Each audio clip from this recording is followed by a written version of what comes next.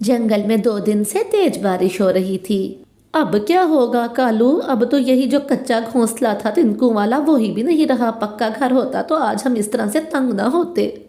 गोरी, अब हमें यहाँ का तो कोई पक्षी अपने घर रखने से रहा। हमने सबके साथ इतना बुरा जो किया है। साथ वाले जंगल में मेरी एक जानने वाली रानो चिड़िया है, चलो हम उस जंगल में चलते हैं।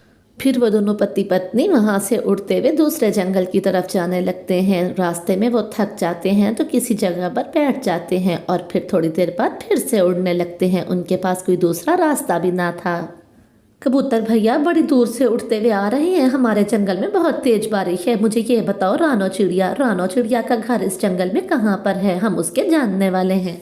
वो सामने सामने पीपल के दरख्त के ऊपर जो पक्का घर नजर आ रहा है वही रानो चिड़िया का घर है। अरे कालू और गौरी, आप लोग यहाँ इस समय? खैर तो है? पूछो मत रानो बहन, पूछो मत। हमारा घर गिर गया। पक्का घर था लकड़ी वाला। इतना अच्छा घर बनाया था हमने, तुम्हारे भाई कालू ने और मैंने मिलके, लेकिन बारिश इतनी तेज थी कि हमारा घर ही गिर गया। अब हम यहाँ तुम्हारे घर कुछ दिन रहने आए हैं। लेकिन कालू और गौरी, अगर बारिश का ही मामला है तो बारिश तो यहाँ पर भी शुरू हो गई है। हाँ हाँ रानो बहन, दिख रहा है मुझे, लेकिन कम से कम तुम्हारा पक्का घर तो है ना। हमारा तो घर ही टूट के गिर गया, तो हम किधर जाएं? बस 2-4 दिन की तो बात है, हम यहाँ से चले जाएंगे। ठीक है कालू भैया, अगर 2-3 दिन की ही बात है तो आप मेरे घर में रह सकते हैं। आप ये दाना खाएं, मैं अभी आती हूँ। फिर चिड़िया उनको भोजन दे के दूसरे कमरे में चली जाती है। कालू और गौरी वो सारा दाना खा लेते हैं। वो तो ऐसे खा रहे थे जैसे 2 दिन से भूखे हों। गोरी गोरी, चिड़िया का घर तो बहुत जबरदस्त है। देखो तो कितना पक्का घर है और कितना बड़ा भी है। हाँ कालू, मेरा तो मन ही नहीं हो रहा इस घर से जाने का। मेरा अब कोई नहीं जा रहा यहाँ से। मैं तो इसी घर में ही रहूंगी हमेशा। सुबह हो जाती है, बारिश भी रुक गई थी, रात बीत गई थी। गौरी और कालू जंगल घूमने के लिए बाहर जाते हैं। सामने से उन्हें एक मीठे फलों का पेड़ नजर आता है जिसके साथ एक चील बैठी होती है। कालू, मुझे ये फल खाना है, मेरा मन हो रहा है बहुत ज्यादा। गोरी, ये पेड़ इस चील का है। अगर हमें फल खाने हैं तो हमें पहले चील से पूछना होगा। तुम्हें जो करना है जल्दी करो, मुझे ये फल खाना है।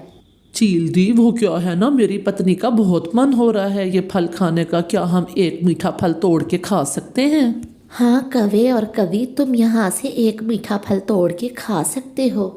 फिर वो दोनों एक मीठा फल तोड़ते हैं और मजे ले लेके खाते हैं। वो तो बहुत ही स्वादिष्ट था। चील दी, ये तो बहुत ही मीठा फल था। क्या हम कल भी ये फल खाने आ सकते हैं? हाँ हाँ कौवा और कवि, अगर तुम बदले में मुझे मांस देते रहो तो तुम ये सारे मीठे फल खा सकते हो। उसकी तो तुम फिक्र ही ना करो चील दी, मैं कल ही किसी पक्षी को तुम्हारे पास लेके आऊंगी। फिर वो दोनों वहां से मीठा फल खाने के बाद उड़ जाते हैं और चिड़िया के घर जाते हैं। कालू और गौरी, तुम इस समय कहाँ थे? कितनी देर से तुम लोग घर में नहीं थे, कहाँ थे तुम दोनों? हम तो यहाँ पर बहुत अच्छा सा घर बना रहे हैं। वो क्या है ना, हमें ये जंगल अच्छा लग गया है। यहाँ तो बारिशें भी कम ही होती हैं। फिर तो इसका मतलब है 2-3 दिन में आप लोग यहाँ से चले जाएंगे। तो ये तो बहुत अच्छी बात है कि आप इसी जंगल में हमारे साथ रहें। हाँ हाँ चिड़िया, बस 2 दिन ही रह गए हैं। 2 दिन बाद हम तुम्हारे घर से चले जाएंगे, हमारा अपना घर जो बनने वाला है। ठीक है कालू भैया, आपका अपना घर जब बन जाए तो आप लोग यहाँ से चले जाइएगा। अब आप सो जाएं, मैं भी सोने जा रही हूँ। ऐसा बोल के चिड़िया वहां से चली जाती है। गोरी, ये चिड़िया तो बहुत ही भोली है। हम कल क्यों ना इसी को ही अपना शिकार बना लें। वाह मेरे सुंदर पति, मेरे साथ रह रहे के तुम भी समझदार हो गए हो। मैं भी यही सोच रही थी, इसी को ही चील का शिकार बनाते हैं। तो बस फिर ठीक है, तुम कल चील के पास जाके बैठ जाना और मैं इस भोली चिड़िया को बहाने से वहां ले आऊंगा। सुबह हो जाती है। बस फिर प्लान के मुताबिक गौरी कवि चील के पास चली जाती है। चील दी, अभी थोड़ी ही देर में तुम्हारे लिए ताज़ा ताज़ा मांस आने वाला है। बस मेरे पति उसको लेके ही आते होंगे। अरे ये तो रानो चिड़िया के घर रह रहे हैं। कहीं ये रानो चिड़िया को फंसाने की बात तो नहीं कर रहे? मुझे तुरंत यहाँ से जाके रानो को बताना होगा। इधर अपने प्लान के मुताबिक कालू कौवा चिड़िया के पास जाता है। रानो रानो, वो बुलबुल बुलबुल पहाड़ के पास गिरी हुई पड़ी है, वो तुम्हें बुला रही है। क्या बुलबुल गिरी हुई है? उसे कुछ हो ना जाए। कालू भैया, आप भी मेरे साथ चलिए, उसे हमारी मदद की जरूरत है। फिर कालू रानो को लेके तेजी से वहां से जा रहा होता है कि सामने से मिट्ठू तोता उड़ता हुआ आ रहा होता है। मिट्ठू रास्ता रोक लेता है। मिट्ठू भैया जल्दी बताइए, आपने हमारा रास्ता क्यों रोका? बुलबुल गिरी हुई है और वो मुझे बुला रही है। मत जाओ रानो, कोई बुलबुल नहीं है वहाँ पर। वहाँ गोरी चील के पास बैठी है और ये तुम्हें धोखे से वहाँ लेके जा रहा है।